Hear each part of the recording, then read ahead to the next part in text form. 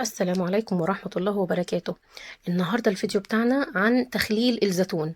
تخليل الزيتون سهل جدا وطعمه حلو جدا، وبالذات لما بتعمليه في البيت غير المصانع لما بتشتريه من المحلات بيكون ليه طعم تاني. بس بتاع البيت انت بتحطي له شوية اضافات كده بتخلي ليه طعم ولون وشكل حلو جدا، زي ما انت ما شايفة كده شكله حلو جدا، وهتلاقي طعمه حلو قوي بشوية اضافات بسيطة انت بتحطيها في الزيتون. بس اهم حاجه تتبعي الخطوات، واهم حاجه محلول النقع اللي انت بتنقعيه فيه. تمام. انا هجيب دلوقتي المكونات بتاعتي. انا معايا الزيتون اللي هو التفاحي الكبير ده، طعمه حلو قوي وشكله جميل جدا وبيبقى مليان لحم كده من جوه. هجيب عليهم جزرايه هبشرها، وكمان فصوص توم، حوالي 4 5 فصوص توم كبار. وهجيب كمان الكرفس، اوعي تستغني عن الكرفس، الكرفس بيديله طعم حلو قوي. وكمان الجزر بيديله حلاوة ويبقى طعمه مسكر كده معاكي.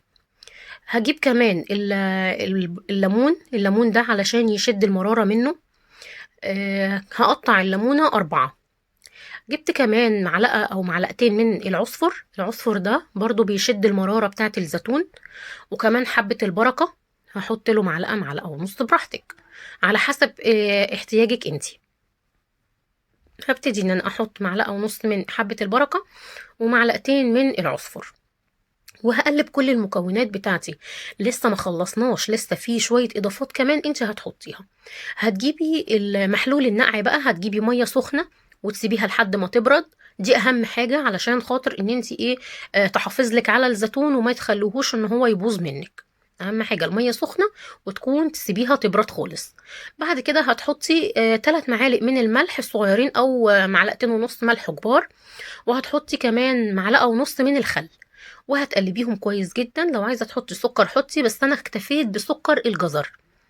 هجيب بقى البرطمان بتاعي، او لو عندك برطمان كبير براحتك، انا جبت برطمانات صغيرة.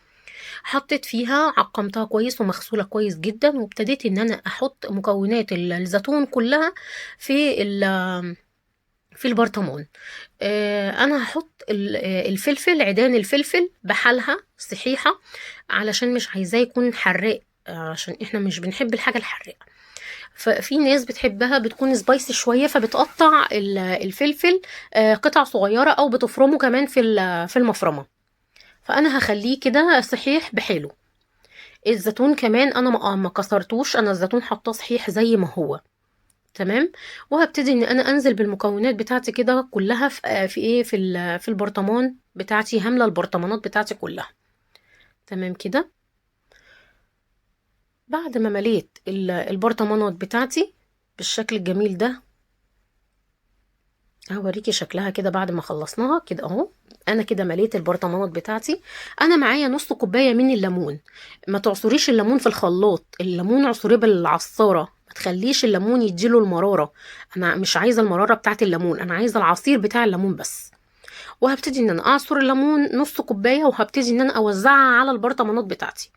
وهنزل بمحلول الملح، المحلول بتاعه الملح والخل والميه الدافيه. وبعد كده هنزل بيه على الزيتون بتاعي. الزيتون ده تفاحي بالظبط، هياخد من 20 يوم لشهر كده، وتقدري ان انت تفتحي عليه. بيقعد معاكي الشهر كويس جدا. بيطلع بقى معاكي زي الزبدة اهو. بتحطي بقى المية بتاعتك، هتملي كده فيه، تحطي المية لحد ما تملي البرطمان بتاعك كويس قوي. لازم تغطيه كله بمحلول الملح اللي انت عاملاه. وبتسيبي شوية فراغ في البرطمان علشان تحطي الزيت اللي هو هيحافظ على الوش بتاعه، ما يخليش الوش بتاعه يعمل ريم. انت هتحطي كده، هتجيبي نص كوباية زيت وتبتدي ان انت توزعيها على البرطمانات بتاعتك كلها. ايوه كده بالشكل اللي انت شايفاه ده. بعد كده بتجيبي اللي هي الاكياس بتاعت التلاجة، هتقسميها نصين كده، وهتحطيها على وش البرطمان، وتقفلي البرطمان كويس جدا. الاكياس بتاعت التلاجة دي بتحافظ على البرطمان نفسه، ما تخلوهوش ان هو يعمل ريم او يطلع الزيوت بتاعته بره والمكونات بتاعته تطلع من البرطمان.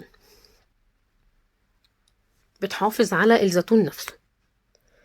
بعد ما بعد ما بتقفلي البرطمانات بالشكل ده، هتبتدي ان انتي تمسكي البرطمان ترجيه كده، تقلبي المكونات بتاعته، تقلبيهم في قلب بعض، وتقلبي البرطمان بالشكل ده، وهتسيبيه كده بتاع اسبوع مثلا، هتسيبيه مقلوب كده اسبوع. وبعد كده هتروحي عدلاه الناحية التانية شوية، وتروحي قلباه تاني لحد ما يستوي معاكي طول الشهر، وبألف هنا وشفا. لو أول مرة تشوفي الفيديو بتاعي متنسيش تعملي لي لايك وشير واشتراك للقناة عشان يوصلك كل جديد. معاكم يوسف من قناة أكلة وتكة.